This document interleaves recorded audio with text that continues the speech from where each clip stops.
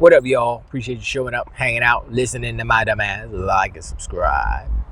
So, seems that the plot of Intergalactic has leaked. Now, this could be a couple of things. Before I get to that, I did watch the first half of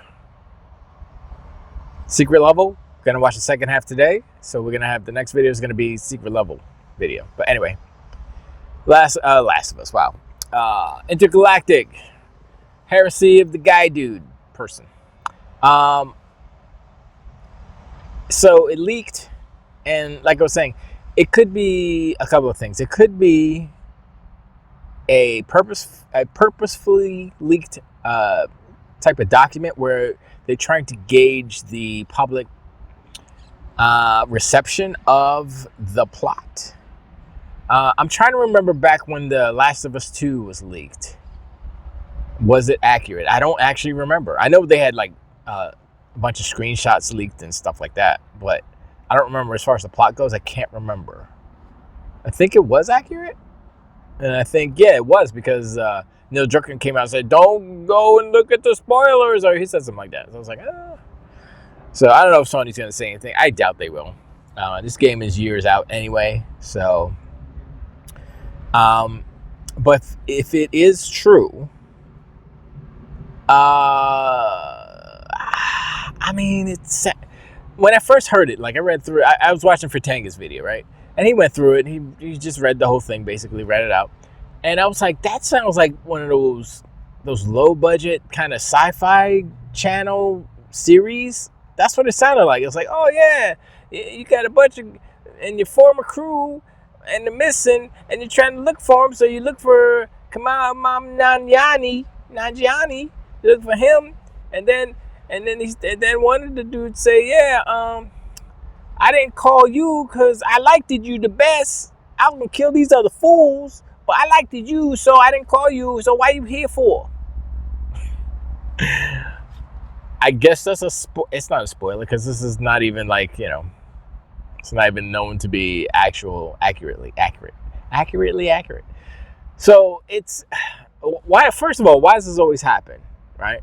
Second of all, if it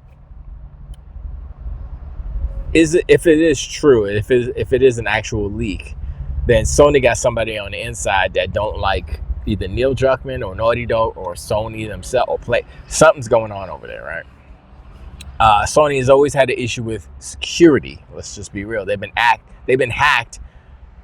I said act. They've been hacked more times than, I was going to say more times than Microsoft, and I don't even know how many times Microsoft has been hacked, actually. Or if they have been, like, the way that Sony has. I don't think the severity of the hacks are as bad as Sony's. Because Sony's like, yeah, everybody got your information. Okay, see you later. Oh, here's a game. It's like, what? Oh, yeah, PSN's going to be down for a little bit. 1 month later. Oh, yeah, here's a game. And everybody got your info, but everybody in China and Russia, they got all your information. So if you get some, spam and stuff, if you get some suspicious emails, yeah. So,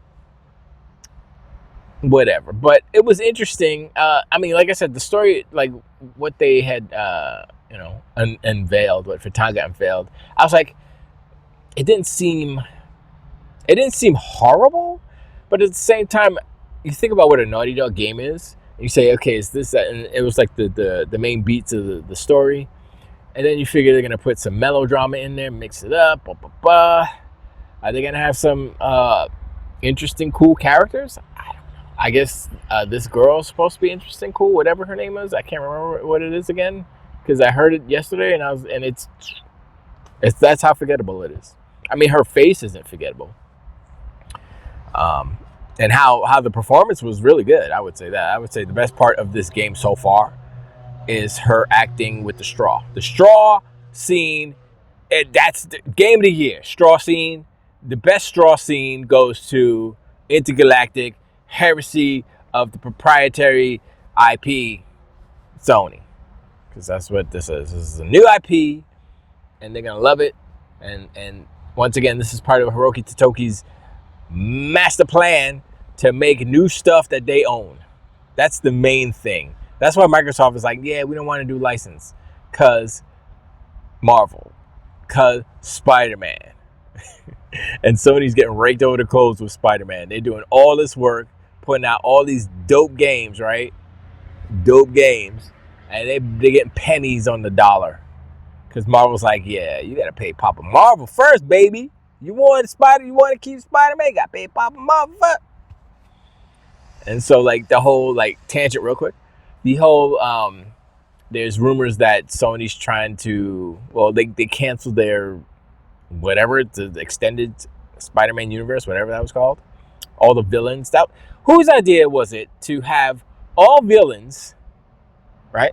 All villains, and then make the villains the good guy, and expect no. This is Spider-Man villains. That's how it works. That's the dynamic. Spider-Man's the good guy. Venom's the bad guy. Spider-Man's the good guy. Green Goblin, we did that already. Spider-Man's the good guy. Fill in the blank with the rogue gallery of spider villains. I still don't understand why they haven't done a standalone Miles Morales movie, live action, and a Spider-Gwen movie, live action. Money just sitting on the table, but whatever. Sony's just, they don't know what to, and I read this article before. They were talking about, oh yeah, Amy Pascal's been there since the original Spider-Man movies and da. And I'm like, okay. The first three were cool, but the third one was the worst, which it should have been the best because they had Sandman and Venom in it. And I'm like, it has been going down. So I think Spider-Man 2 is the best Spider-Man. Let's be real. Doc Ock, that was good. That was dope. But, other than that, they all been kind of whack. The first one too. So second, first, Spider-Man 2, Spider-Man 1, Spider-Man 3, and then whatever. You could shovel potluck the rest of them, not including the MCU Spider-Man movies, because that's Kevin Feige over there doing his work. Not Amy Pascal. They're just footing the bill in production wise. Anyway, back to video games. So the Heresy of the Prophet has been leaked, and this happened with The Last of Us 2. I don't understand what the hell is going on over there at Sony with all these leaks, and what I see as a pattern, as a pattern with Sony games is that they covet and they prioritize graphics and performance over actual gameplay, right? I'm not saying the gameplay of this game, Intergalactic, is going to be whack, although the rumor is, based on the leak, no space battles. Come on, son. And there's a part where you actually chase the ex-leader of your crew. It's a cutscene. I'm like, come on, son. Those two things, if you build the systems out right, come on, son. Then your game is nice. Even Starfield, I forgot who said it, but it said, I think Fratanga said it. Even Starfield has space battles. Starfield. And you're gonna sit here and not do? Come on, son. That's where I'm like, okay, you know what? You are opting to make a potentially awesome gameplay experience a cutscene, which means you don't prioritize gameplay, you prioritize the movie-like experience. Neil Druckmann does want to be a director. He is a director now because he directed an episode, I think, of The Last of Us TV series. Maybe more, but I know he did at least one. And so I'm like, is he trying to be Kojima? At least Kojima doesn't, I don't think he directs any shows or anything. He directs the cutscenes, but so does Neil. So I'm like, they need to prioritize gameplay first. It is a game after all. It's not a movie that is interactive, but that's what they're doing. That's what they have been doing. That's what they've built and that's what the audience expects of them, is an interactive movie-like experience. And the gameplay is secondary and tertiary at best. You know what I'm saying? It's like, okay, well, maybe it's graphics, then performance, then gameplay, and then you're like, you get some Uncharted games. I mean, you know what's funny? I mentioned that the Uncharted games are better than the actual movie.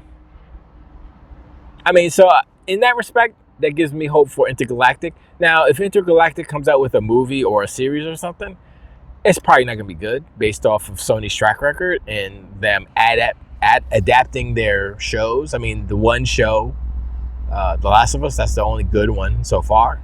And that's because they got good producers behind it. But other than that, they generally don't get good producers behind it, showrunners and all that. That's what happens. But once again, tomorrow we're going to go into the secret level stuff. I've heard some things about the Concord thing and the PlayStation ad, if you will. I'm like, okay, I got to watch this for myself. So I was going to talk about the first half today, but I'm just put them all together in the next video. But man, wow. It's like, and you know what? People will still give Sony props, and they'll still be like, oh, they're the best and they're number one. And the thing is, last thing, this is a tangent, but it has to do with the Xbox tax and perception and stuff. I was watching Digital Foundry, their latest big show, their big video, whatever. And I was listening to how they spoke. And they were talking about The Witcher 4 and how the trailer was rendered on a next-gen series of RTX cards from NVIDIA at 50, whatever. 50, everybody's like saying 5090 or whatever. It's like, whatever, right? And they kept alluding, like they're saying, well, a game like this is possible on these more powerful consoles, I forgot how they worded it or what they said exactly, but in the context of what they were talking about, they mentioned PC and they mentioned PlayStation. And they said with that context was the more powerful systems like PC and PlayStation. And they did not mention Xbox Series. And I'm like, that's a problem that Microsoft needs to. Now, I'm not saying it like that. I'm saying it's a problem. It's a perception problem, but I don't think it's a problem because what's going to happen is what's going to happen. Microsoft is going to release their handheld, and let's just pretend for a second. Let's just pretend that the handheld smashes it. Everybody wants one. Everybody buys one. It's the most popular handheld ever in the history of handhelds, beating the Switch. All these things, right? Let's just go all the way, right?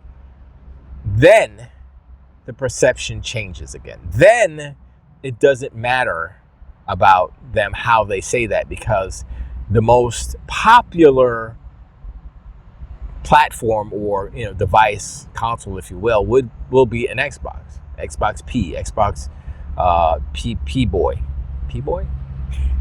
portable boy. The X-Boy. So that's what I think is going to happen. And as far as their next-gen console, I think it's going to be kind of the same. I just hope that they don't fall into the same idiotic type of business strategy that Sony is, where they're just charging an arm and a leg for their... I just hope that what Sony is doing isn't going to give them justification to do the same thing or similar. If you do...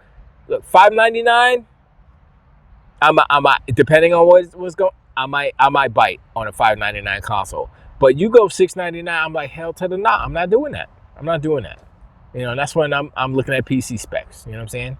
Because it doesn't make sense to do that, to follow. And I understand inflation and all that stuff, but you are a corporation. First of all, you have a lot of money, yeah. But I know business is business. But you also have systems and businesses within Xbox set up to allow for subsidies of a product like a handheld. So a handheld might cost you $750 to make, Microsoft, but you can sell it for $499 or $549, because of Game Pass, because of the sales you may get from DLC or whatever else off of Game Pass, and even game sales, digital game sales and stuff. So that is set up that way, and that's why Microsoft and Sony and Nintendo can't subsidize their consoles. It's their choice to or not to. Sony is opting not to because they're broke and they need the money, basically. I mean, I say broke, but comparatively speaking, within the context of all the big three, I think they're the brokest. Just be real. They may make the most revenue, still ain't got the most money. Okay, you're making the most money, but you're not the most successful. You're not bringing in the most profit. It's a matter of scale. But anyway, so that whole situation with the subsidization. I don't know how to say that in the Asian. The subsidizing of their hardware. Like I said, I hope that they continue that in order to be price competitive, because it can be a replay of, it kind of was with the PlayStation 5 Pro, the PlayStation 5 Potato, the stutter station, no, the glimmer station, no, the sprinkle station, no, was it shimmer station? There it is, the shimmer station 5 Pro Potato. Anyway, they priced it too high, and like, one, it's not selling out. Two, it's not performing what it's supposed to be. It's trash. It's hot trash. I mean, look, I know we do the rhetoric and we do the console war stuff, and we say hot trash garbage, and in some aspects it's true. But the piss station, the piss station 5 Potato is literally piece of hot garbage. What, 2 games run better than the PlayStation 5? Look, we're not getting into that, but subsidizing those consoles is a way that Microsoft can beat. So, like, if people want the console, and price is a big thing, if they price it out of the range, people like, it's going to be like the PlayStation 5 Pro. Nobody wants it because it costs too much and you're not getting enough out of it. Now, next gen, it's going to be handheld, so it's not going to be super performant, but it's handheld, right? So you got to take those things into consideration. And the Switch, it's not powerful, and that's why it's not that expensive. I mean, generally speaking, they're probably making money off of it, but at the same time, they're not charging $800 for a Switch. Will the price go up on the next Switch? Probably. But will it be as powerful as, an Xbox Series X? Hell no. Of course not. So that's what Microsoft has to say. Like, can they match the power of, like, say, a Series S and a portable handheld, competitively priced? Now, if you take, I think they lose a little bit of money off of the Series S's, but let's just say they follow that same line of thinking, that business model where Series S is $299. Let's do a portable that is not $299 because it's going to be more powerful. It's going to have some more stuff in it. So if they say $399, sold. If they say $499 for a portable, sold. If they go higher than that, I'm like, I don't know. And that's like $200 more than like a regular Switch, right? Switch is $299 or is it $249? I can't remember. I mean, the Switch Lite is $199. So you're looking at like the competition, which is Nintendo. Yes, it's weaker hardware, and the Xbox Portable will be more powerful, but it's not going to be the most powerful thing. It's not going to be more powerful than the Series X, So, with those expectations and the fact that it's going to be a lower resolution system, I would say 1080p tops. If they even do that, maybe they'll do 720p just to see, but maybe 1080p, for the screen, and then they'll do some auto SR. That's their patented, I believe it's AI upscaling. I don't know if it's hardware based or I think it might be both. So there are things that Microsoft is doing, and they're doing it behind the scenes. They're not going to put out a beta test console like PlayStation did. And I've heard so many people say this. They're beta testing the Pisser Tech, smells like yellow.